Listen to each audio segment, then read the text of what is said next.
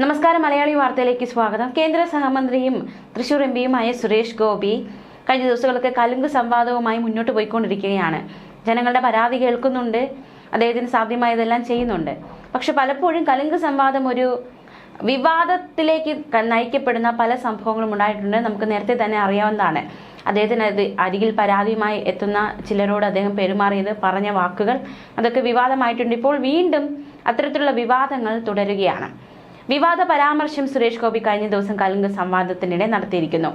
പാലക്കാടിനെ അന്നപാത്രം എന്ന് ഞാൻ പറഞ്ഞത് ചില നപുംസകങ്ങൾക്ക് ഇഷ്ടപ്പെടാതെ വരുമോ എന്നറിയില്ല എന്ന വിവാദ പരാമർശമാണ് അദ്ദേഹം നടത്തിയത്. ചെത്തലൂരിൽ നടന്ന കലുങ്ക് സംവാദത്തിനിടെയായിരുന്നു ഇത്തരത്തിലൊരു പ്രയോഗം അദ്ദേഹത്തിന്റെ ഭാഗത്തു നിന്നും ഉണ്ടായത്. പാലക്കാട് കേരളത്തിന്റെ അന്നപാത്രമാണ്. ഇനി കഞ്ഞിപ്പാത്രം എന്ന് പറഞ്ഞത് ഇഷ്ടപ്പെടാത്ത ചില നപുംസകങ്ങൾക്ക് അന്നപാത്രം എന്ന് പറഞ്ഞത് ഇഷ്ടപ്പെടാതെ വരുമോ എന്ന് അറിയില്ല. പാവപ്പെട്ടവന്റെ മുന്നിൽ കഞ്ഞിപ്പാത്രം മാത്രമേ ഉള്ളൂ കേരളമേ. സമ്പന്നവർഗം കൂടി മനസ്സിലാക്കിക്കോളൂ എന്നായിരുന്നു സുരേഷ് ഗോപിയുടെ പരാമർശം. തിരഞ്ഞെടുപ്പ് അടുക്കുമ്പോൾ കിറ്റുമായി വന്നാൽ അവന്റെയൊക്കെ മുഖത്തേക്ക് എറിയണമെന്നും സുരേഷ് ഗോപി പറഞ്ഞു. കഴിഞ്ഞ തവണ കിറ്റ് തന്ന് നിങ്ങളെ പറ്റിച്ചെങ്കിൽ ഇത്തവണ കിറ്റുമായി വന്നാൽ അവന്റെയൊക്കെ മോന്തയ്ക്ക് വലിച്ചെറിയണം. ഇല്ലെങ്കിൽ നിങ്ങളെ ആർക്കും രക്ഷിക്കാനാവില്ല എന്നും സുരേഷ് ഗോപി പറഞ്ഞു. ഇത് പ്രജാരാജ്യമാണ്. പ്രജകളാണ് ഇവിടെ രാജാക്കന്മാർ. കേരളം നന്നാക്കാനാണ് കലുങ്ക് സംവാദം നടത്തുന്നത്. പ്രജകൾ വിരൽ ചൂണ്ടി സംസാരിക്കണം. വ്യക്തിപരമായ ഒരു ആവശ്യങ്ങൾ ഇവിടെ പരിഗണിക്കില്ല. അത് വെച്ച് കൊയ്ത്ത് നടത്താമെന്ന് മാക്രികൾ വിചാരിക്കേണ്ട. നിവേദനം തന്നയാളെ ഞാൻ അവഹേളിച്ചു എന്ന് പറയുന്നത് അവരുടെ വ്യാഖ്യാനം മാത്രമാണ് എന്നും സുരേഷ് ഗോപി പറഞ്ഞു. എന്നാൽ ഇത്തരത്തിലുള്ള പരാമർശങ്ങളൊക്കെ ഒരു വിവാദത്തിലേക്ക് നയിക്കപ്പെട്ടിരിക്കുകയാണ്. നേരത്തെയും തൃശൂർ ഇരിങ്ങാലക്കുടയിലും പുള്ളിലും നടന്ന കലുങ്ക് സഭകളും വലിയ രീതിയിൽ വിവാദമായത് നമ്മൾ അറിഞ്ഞതാണ്. ഇരിങ്ങാലക്കുടയിൽ ചോദ്യത്തിന് സുരേഷ് ഗോപി നൽകിയ മറുപടിയായിരുന്നു അന്ന് വിവാദമായത്.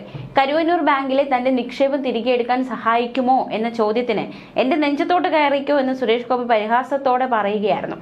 പുള്ളിയിലെ കലുങ്ക് സഭയിൽ വയോധികന്റെ അപേക്ഷ വാങ്ങാതെ മടക്കി അയച്ചതും വലിയ വിവാദമായി. പുള്ളി സ്വദേശി കൊച്ചുവേലായുധന്റെ നിവേദനമാണ് സുരേഷ് ഗോപി സ്വീകരിക്കാതിരുന്നത്. അതിന് അദ്ദേഹം വിശദീകരണം നൽകിയത് ഭവന നിർമ്മാണം സംസ്ഥാന വിഷയമാണെന്നും അതിനാൽ അത്തരം അഭ്യർത്ഥനകൾ ഒരാൾക്ക് മാത്രം അനുവദിക്കാനോ തീരുമാനിക്കാനോ കഴിയില്ല എന്നുമായിരുന്നു. അതിന് സംസ്ഥാന സർക്കാർ തന്നെ വിചാരിക്കണമെന്നും സുരേഷ് ഗോപി വ്യക്തമാക്കിയിരുന്നു. പക്ഷേ ഒരാൾ നിവേദനവുമായി എത്തുമ്പോൾ അത് വാങ്ങിയൊന്ന് നോക്കുകയോ അല്ലെങ്കിൽ അതിന് വേണ്ട രീതിയിലൊരു സമീപനം അദ്ദേഹം നൽകിയില്ല എന്ന വിമർശനങ്ങളായിരുന്നു ശക്തമായത്. 77-കാരനായ കൊച്ചുവേലായുധനായിരുന്നു സുരേഷ് ഗോപിയുടെ അടുക്കൽ ഈ കലുങ്ക് സംവാദത്തിനിടെ തന്റെ പരാതിയും നിവേദനവുമായി എത്തിയത്. പ്രതീക്ഷയോടെയാണ് അദ്ദേഹം എത്തിയത്. കൊച്ചുവേലായുധന്റെ പുള്ളിയിലെ വീടിനടുത്തായിരുന്നു സുരേഷ് ഗോപിയുടെ കലുങ്ക് ചർച്ച എന്ന ജനസമ്പർക്കം. നിവേദനം സ്വീകരിക്കാതെ തിരിച്ചയക്കുന്നത് എല്ലാവരും അറിഞ്ഞു. ചുമട്ടുതൊഴിലാളിയായിരുന്ന കൊച്ചുവേലായുധനും 4-അംഗ കുടുംബവും 2.5 വർഷമായി താമസിക്കുന്നത് തൊഴുത്തിലാണ്. നല്ലൊരു വീടുണ്ടായിരുന്നു പുള്ളിലെ 8 സ്മാരക റോഡിൽ. കിണറും തൊഴുത്തും ശൗചാലയമുള്ള ഓടിട്ട വീട്. 2023 ജൂണിലെ പേമാരിയിലും കാറ്റിലും തെങ്ങ് വീണ് വീടിന്റെ മേൽക്കൂര പൂർണ്ണമായും തകർന്നു. കൊച്ചുവേലായുധൻ, ഭാര്യ സരോജിനി, മകൾ ഷീജ, മരുമകൻ മേഘേഷ്, മകൻ ബിനോജ് എന്നിവർക്ക് ഗുരുതര പരിക്കേറ്റു. തൃശൂർ ജില്ലാ ആശുപത്രിയിൽ ചികിത്സ കഴിഞ്ഞ് തിരിച്ചെത്തിയപ്പോഴേക്ക് താമസിക്കാൻ ഇടമില്ലാതായി. പശുവിനെ പുറത്തു കെട്ടി തൊഴുത്തിലേക്ക് ചേക്കേറി. പിറ്റേന്ന് പശുവിനെ വിറ്റ് കിട്ടിയ പണം കൊണ്ട് പനമ്പ് വാങ്ങി തൊഴുത്തു മറിച്ചു. നിലം മെഴുകി. ചോർന്നൊലിക്കുന്ന മേൽക്കൂരയിലെ ഓലയ്ക്ക് മീതെ പ്ലാസ്റ്റിക് ഷീറ്റ് വിരിച്ചു. വില്ലേജിൽ നിന്ന് കിട്ടിയ ചെറിയ സഹായം തകർന്ന വീട് പുനർനിർമ്മിക്കാൻ തികഞ്ഞില്ല. ഭാര്യയും ഭർത്താവ് മരിച്ച മകളും കൂലിപ്പണിക്കാണ് പോകുന്നത്. മകൻ ടെമ്പോ ഡ്രൈവർ. 2 തവണ കാലിലും വയറിനും ശസ്ത്രക്രിയ കഴിഞ്ഞ കൊച്ചുവേലായുധന് ജോലി എടുക്കാൻ പറ്റാത്ത സ്ഥിതി. CITUവിൽ ചുമട്ടുതൊഴിലാളിയായിരിക്കെ CPMന്റെ പുൾ ബ്രാഞ്ച് സെക്രട്ടറി ആയിരുന്നു അദ്ദേഹം. പിന്നീട് INTUCയിൽ ചേർന്നു. എന്തായാലും വിവാദമായതോടെ, അതായത് അദ്ദേഹം ഈ ഒരു സാഹചര്യത്തിലാണ് തനിക്ക് വീട് വേണമെന്ന ആവശ്യമായി സുരേഷ് ഗോപിയുടെ അടുക്കൽ എത്തിയത്. പക്ഷേ സുരേഷ് ഗോപി അത് സംസ്ഥാനം നോക്കേണ്ട വിഷയമാണ് എന്ന് പറഞ്ഞ് മടക്കി അയച്ചു.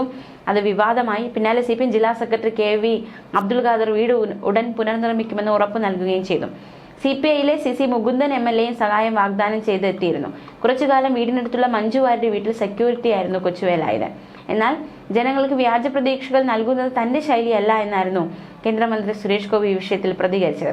ഈ സംഭവത്തിലൂടെ മറ്റൊരു പാർട്ടി ആ കുടുംബത്തെ സമീപിച്ച് സുരക്ഷിത ഭവനം ഉറപ്പാക്കാൻ മുന്നോട്ട് വന്നതിൽ സന്തോഷമുണ്ട്. രാഷ്ട്രീയ ഉന്നമുള്ളതാണെങ്കിലും താൻ കാരണം അവർക്കൊരു വീട് ലഭ്യമായല്ലോ എന്നാണ് സുരേഷ് ഗോപി സാമൂഹിക മാധ്യമത്തിൽ കുറിച്ചത്. ഭവന നിർമ്മാണം സംസ്ഥാന വിഷയമാണ്. അതിനാൽ അത്തരം അഭ്യർത്ഥനകൾ ഒരാൾക്ക് മാത്രം അനുവദിക്കാനോ തീരുമാനിക്കാനോ കഴിയില്ല. അതിന് സംസ്ഥാന സർക്കാർ തന്നെ വിചാരിക്കണം. പൊതുപ്രവർത്തനായി എന്ത് ചെയ്യാൻ കഴിയില്ല എന്നതിനെക്കുറിച്ച് ധാരണയുണ്ട്. പാലിക്കാനാകാത്ത വാഗ്ദാനങ്ങൾ നൽകാറില്ല. മറ്റൊരു വിവാദമുണ്ടായത് ഇരിങ്ങാലക്കുടയിലാണ്. ഇരിങ്ങാലക്കുടയിൽ കരുവന്നൂർ ബാങ്കിലെ നിക്ഷേപം തിരിച്ചു കിട്ടുമോ എന്ന് ചോദിച്ച വയോധികയെ അധിക്ഷേപിച്ചതും വിവാദമായിരുന്നു. മുഖ്യമന്ത്രിയോട് ചോദിക്കുമെന്നായിരുന്നു ആദ്യ മറുപടി. തുടർന്ന് ചോദിക്കാൻ വൈകിൽ പിന്നെ എന്റെ നെഞ്ചത്തോട്ട് കയറിക്കോ എന്നും പ്രതികരണം. തൃശൂർ എംപിയായി സുരേഷ് ഗോപി മണ്ഡലത്തിലെ യാതൊരു കാര്യങ്ങളിലും തിരിഞ്ഞു നോക്കുന്നില്ല എന്നത് BJPക്കുള്ളിൽ തന്നെ വലിയ ചർച്ചയായ സാഹചര്യത്തിലായിരുന്നു ഈ വിവാദങ്ങൾ അരങ്ങേറിയത്. ആ അവസരത്തിൽ സ്വന്തം പ്രവർത്തകരുടെയും ജനങ്ങളുടെയും ശ്രദ്ധ തിരിക്കാനാണ് കലുങ്ക് സൗഹൃദ സംവാദവേദി എന്ന പേരിൽ പരിപാടി ആരംഭിച്ചത്. എന്നാൽ ആ പരിപാടി തുടങ്ങിയ ശേഷം ഓരോ ജില്ലകളിലും പോയി സാധാരണക്കാരെ അധിക്ഷേപിക്കുന്ന തരത്തിലുള്ള ഒരു പരാമർശങ്ങൾ, ഒരു പെരുമാറ്റം അദ്ദേഹത്തിന്റെ ഭാഗത്തുനിന്ന് ഉണ്ടാകുന്നു എന്നതടക്കമുള്ള വിവാദങ്ങൾ ശക്തമാകുന്നു. അതേസമയം മറ്റൊരു വിഷയത്തിൽ അദ്ദേഹം പ്രതികരിച്ചത് കൂടി നോക്കാം. സ്വർണം ഉരച്ച് ചെമ്പാക്കി മാറ്റാനും ചുരണ്ടി നോക്കാനും പലരും ശ്രമിക്കുകയാണെന്നും ആചാരത്തിലും രാഷ്ട്രീയം കലർത്ത് വിഡ്ഢിക്കോമരങ്ങളായി ചെമ്പെണ്ണി നോക്കുകയാണ് രണ്ട് രാഷ്ട്രീയ പാർട്ടികൾ ചെയ്യുന്നതെന്നും അദ്ദേഹത്തിന്റെ വിമർശനം. നെല്ല് സംഭരണത്തിന്റെ പേരിൽ കോടിയിൽ കിട്ടിയില്ലെന്ന് പറയുന്നവർ കേന്ദ്രം എന്ത് കൊടുത്തു എന്നത് തെളിവ് നിരത്തി പറയുമ്പോൾ ഒന്നും മിണ്ടുന്നില്ല. ഓരോ കാലത്തും നെൽ കർഷകന്റെ കണ്ണീരാണ് ഇവിടെ വീഴുന്നത്. തദ്ദേശ തിരഞ്ഞെടുപ്പിൽ 300 പഞ്ചായത്തുകളെങ്കിലും BJP പിടിച്ചെടുക്കുമെന്നും സുരേഷ് ഗോപി പറഞ്ഞു.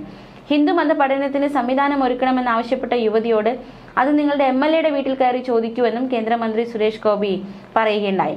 നമ്മുടെ കുട്ടികൾ മാത്രം മതത്തിന്റെ ഒരു മൂല്യവും ഇല്ലാതെയാണ് വളരുന്നത്. രാമായണവും മഹാഭാരതവും ഒക്കെ TV-യിലൂടെ മാത്രമേ കാണാനാകുന്നുള്ളൂ. ആഴ്ചയിൽ ഒരു ദിവസമെങ്കിലും നമ്മുടെ കുട്ടികൾക്ക് മതത്തെക്കുറിച്ച് പഠിക്കാൻ എന്തെങ്കിലും ചെയ്യാൻ പറ്റുമോ എന്നായിരുന്നു യുവതി സുരേഷ് ഗോപിയോട് ചോദിച്ചത്. അത് നിങ്ങളുടെ MLAയോട് ചോദിക്കൂ എന്ന് പറഞ്ഞ സുരേഷ് ഗോപി MLA ഏതാണ് പാർട്ടി എന്ന് ചോദിച്ചു. കമ്മ്യൂണിസ്റ്റ് പാർട്ടി എന്ന് മറുപടി കിട്ടിയതോടെ മാർക്സിസ്റ്റ് പാർട്ടി സർക്കാരിന്റെ കീഴിലാണ് ദേവസ്വം ബോർഡ്. നിങ്ങൾ ന്യായമായും MLAയുടെ വീട്ടിൽ കയറി ചോദിക്കേണ്ട ചോദ്യമാണെന്നും സുരേഷ് ഗോപി മറുപടി നൽകി. അതിന് നിങ്ങളുടെ MLAക്ക് കഴിഞ്ഞില്ലെങ്കിൽ അതിന് സാധിക്കുന്ന MLA നിങ്ങൾ ഇവിടെ നിന്ന് തിരഞ്ഞെടുക്കുമെന്നും സുരേഷ് ഗോപി പറഞ്ഞു.